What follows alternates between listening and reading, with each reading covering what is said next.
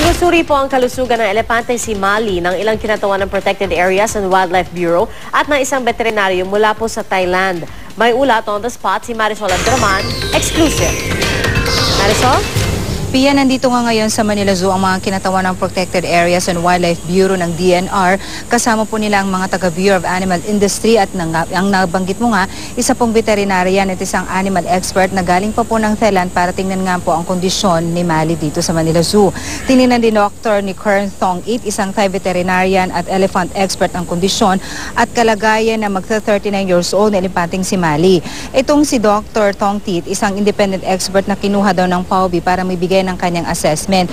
Pia, last month pa nakuhanan na raw ng blood sample itong si Mali para kaugnay pa rin po sa kanyang health condition na kailangang alamin. Alam naman natin na napakaraming debate na dahil meron nga pong panawagan ng PETA na dapat nga daw po ay alisin itong si Mali dito sa Manila Zoo at dalhin na dapat sa sanktuaryo ng mga elepante sa Thailand.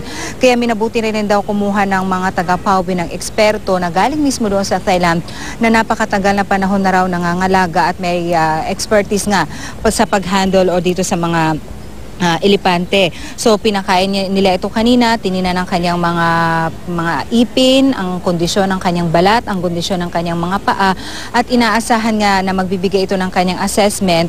Bagamat sinasabing irerespeto naman daw ng mga taga-PETA ang magiging desisyon nitong isang Thai expert nga, umaasa sila ng ganun din ang nagiging findings niya tulad daw po nung naging findings ng mga eksperto na kanilang kinomisyon.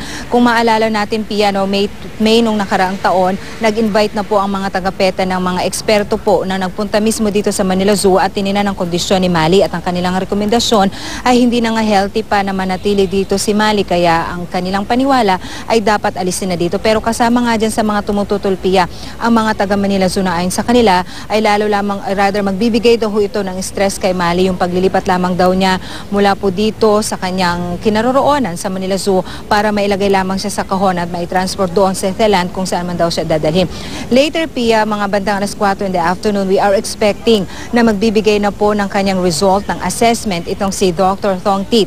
Ito nga po yung Thai expert na tumingin kay Mali at we'll see from there kung ano nga po ang magiging aksyon talaga amidst nga po nitong mga panawagan kung si Mali nga ba ay dapat pang manatili sa Manila Zoo o dapat na siyang dalhin doon sa isang sanktuaryo ng mga elepante sa Thailand. Pia? Maraming salamat, Marisol Abdraman.